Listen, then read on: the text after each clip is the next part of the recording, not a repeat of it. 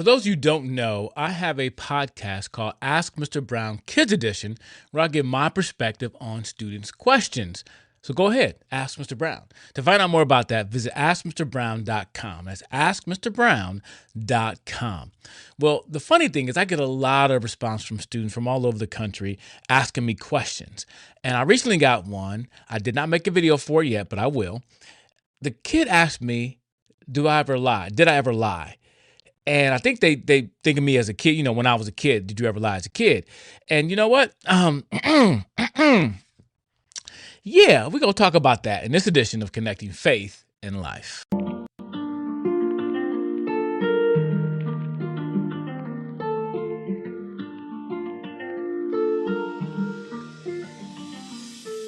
Hello, everybody, I'm Mr. Brown with Connecting Faith and Life, and this is the podcast where I help you live for God by connecting faith and life. And if you benefit from my ministry in any way, if you appreciate the ministry that we do for students, for kids, for adults, I would ask you to become a Proclaim partner. But for $5 a month, you can partner with our ministry to help us reach more and more people. So I appreciate your support any way it comes, but at least $5. I mean, hey, buy me a cup of coffee. As a matter of fact, this guy, I'm learning this new system called Ecamm Live, where I'm using right now to make these videos. That's why stuff can pop on the screen and I don't have to edit it later. It's really cool. Well, he has this whole tutorial, like a whole class, master class on it for free. And it says at the bottom, buy me a cup of coffee. I'm going to buy the brother a couple cups of coffee because, it helped me out a lot. So I ask the same thing. If this ministry is blessing you or those around you, consider becoming a partner because we need donors like you. And I'm grateful for everyone who supports our ministry. But you can become a Proclaim partner by visiting proclaimministry.com/give. That's proclaimministries.com/give. With that said, let's jump into this episode of me being a liar. I wouldn't consider myself a liar, like nobody would, right? But we have all lied at some point. So the way I'm going to give my perspective on this question is this. I'm going to say, listen, I did lie as a kid, and we all lie at some point. And we did it as kids because we didn't want to get in trouble. But more than lying, I was very deceptive. I did things that would make you never think I would do something. So I was a sweet, innocent kid that you would never guess I would do that. And you know what? That's just as bad. Being deceptive is just as bad as lying, especially before God. And so, yes, the answer is yes, I did lie as a kid. And unfortunately, sometimes I lie or I'm still deceptive as an adult. Hopefully, I'm doing it less and less and less. Somebody put it this way, as Christians, we're not sinless, but hopefully we're sinning less and less every day as we choose to live for God by connecting faith and life. Well, his question got me thinking about our current memory verse. For those of you who don't know, I teach Sunday school at my church, and we're doing a series called The 5 Promises of God You Can Hold On To. And so we're still doing an introduction, and we talked about Abraham, and but our memory verse for the last 4 weeks, actually we're in one more week of it, is Numbers chapter 23, verse 19, which says this. Let me pull it up. It says this: God is not human that he should lie. As a matter of fact, let me go ahead and highlight this verse so you can see it better on the screen. This is out of New English version, a new international version. God is not human that he should lie, not a human being that he should change his mind. Does he speak and then not act? Does he promise and not fulfill? Now, I shouldn't have to look at the verse because I know the verse. I know this verse. So let me turn it. I'll take it off the screen for now and I'll prove to you that I know this verse. Here we go. Because I got hand motion to go with it. It goes like this. Numbers 23:19. God is not human that he should lie, not a human being that he should change his mind. Does he speak and then not act? Does he promise and not fulfill? Nope. Numbers 23:19. That is our verse. And this verse really got me thinking about the fact that God is not like us. God is not human that he should lie. God cannot lie. First of all, let's talk about the fact that he's not human. Somebody put it this way. I forgot who said it, but the quote goes like this: God made man in his own image, and then man returned the favor. Meaning that God made us in his own image, but we made God in our own image. We have an idol of a God because the God that many of us have in our minds is not the God of the Bible. A.W. Tozer said this: what comes to your mind when you think about God is the most important thing about you. Why? Because when you think about God, determines how you live your life, how you see the world. And many of us see God as a human, that we see him as a bellhop, as a Santa Claus, as someone who gives us everything I want. And God is not human. Although God does very well at relating to us as human beings, God is not like us. He is holy. He is wholly other. He is omniscient. He's all powerful. God is omnipotent. God is everywhere present. These are big words. God is sovereign. These are what we call attributes. And we've been teaching kids what an attribute is. An attribute is something that God has declared true about himself.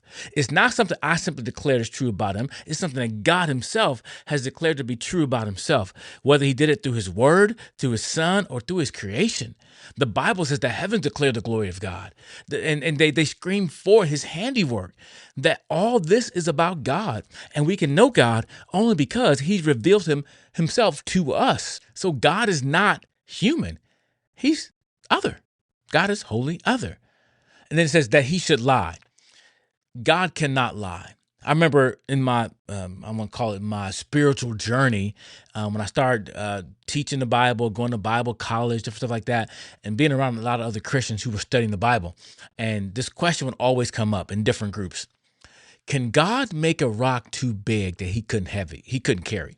Could God make a rock too heavy that he couldn't pick it up? And we debate about it because God can do anything. That's what we were taught. But God can do anything that God wills to do. There's a bunch of things God does not will to do, therefore God cannot do them. One of them is God cannot lie. God cannot change. God cannot go against his own character because he would cease to be God. And God can't make anything greater or bigger than himself because then he would cease to be God. So that doesn't limit God. That makes God, it makes us see God rightfully, that God is God and he will always be God. And one thing God cannot do, God cannot lie.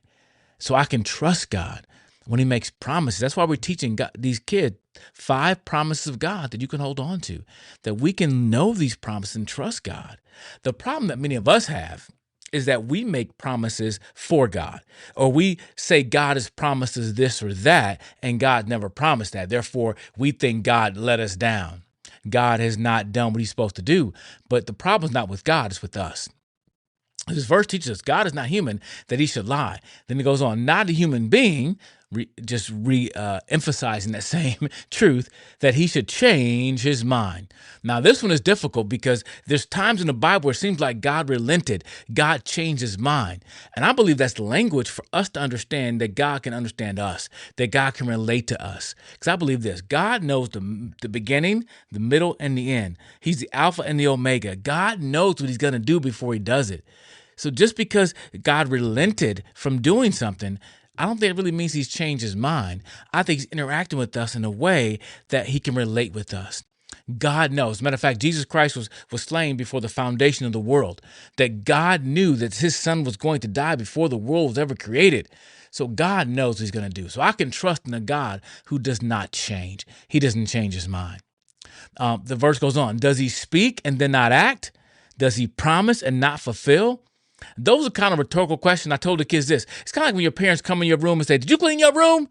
They know you didn't clean your room. They can look at the room, see the room dirty. They know you didn't clean it, but they're asking you because they want to bring it up. They want it to be clear that you didn't clean your room. I think this passage is reminding us that it's clear that God cannot lie. God cannot lie. He doesn't speak. Does he speak and then not act? Nope. Does he promise not fulfill? Nope. God fulfills his promises. Now, the funny thing about this passage is that this whole passage, this story is about Balaam and Balak. Now, Balaam was God's prophet. I always get these mixed up. No, Balaam. See, Balaam and Balak, right? I always mix them up. Now, Balak was the king, and he was a king that did not like the Israelites. He did not like them. He wanted Balaam, a prophet, to curse them. But Balaam couldn't curse them, although he went with him to the mountain. But everything he did, he knew he could not curse the people of God because God told him not to do it. And this is a funny story because even in this story, if you haven't read it, there's a donkey that talks to the man and the man talks back to the donkey. They have a conversation about this. But the point is this of the whole story: God cannot lie. Balaam had to do what God said to do. Even though Balak tried to promise him all these things, Balaam had to follow God. And God promised his people he would bless them. And God kept his promises. And so again, I think we have to be very careful that we're not being the people that are choosing to say what God will do and what God will not do. God is not human that he should lie. Not a human being he should change his mind. Does he speak and not act? Does he promise and not fulfill? Nope. God fulfills his promises, but we have to make sure we're not putting things on God that God has not said he'd do. And I know it can be difficult for us at times to realize that we can trust God and we know that God will deliver what he says he's going to deliver. And let me just say this really quick before I end this podcast. I just made a video recently talking about this idea of trusting God, how we should trust God. And we shouldn't carry tomorrow's weight today. Like, I'm working out tomorrow, and it'll be crazy for me to walk around with the dumbbells I'm going to use today. Shouldn't do that. And I was thinking in my own time, why do I worry so much? It's because I want to be in control. I want to be God of my own life. I want to be the king of this castle. And sometimes that leads me to look at myself and not to God, to be looking at me as the one who can control and do what I need to do for my own life. And I need to just trust in God. And so I need to understand who God is, what promises God has made, and what promises God hasn't made. To see God as he is, not as I see him, not as I want to see him or want him to be. I want God to be the King of Kings and Lord of Lords that he is, and I need to change my vision. I need to put on my glasses to see him correctly. I can put my own glasses on so I can see him correctly and live correctly. So think about this idea. How do you view God? And do you realize that God is a God who keeps his promises? And I'm so excited about teaching this lesson to these kids. 5 promises of God you can hold on to. We can hold on to these promises because of who God is, not because of who we are. Because God is a God who cannot lie and who keeps his promises. I'm going to challenge you to learn that verse. Visit proclaimkids.com. You can learn the verse right there with the kids, and hopefully it can help you to remember that God keeps his promises. Hey, thanks for watching this episode of Connecting Faith and Life. Again, consider becoming a Proclaim partner. $5 a month. Help us continue to reach people, reach kids and teens. How do we say it? We said it this way. We want to help kids and teens connect faith and life and to equip the adults to disciple them. So thank you for joining us, and hopefully become a Proclaim partner. And join me next week for our next edition of Connecting Faith and Life. Until then, peace.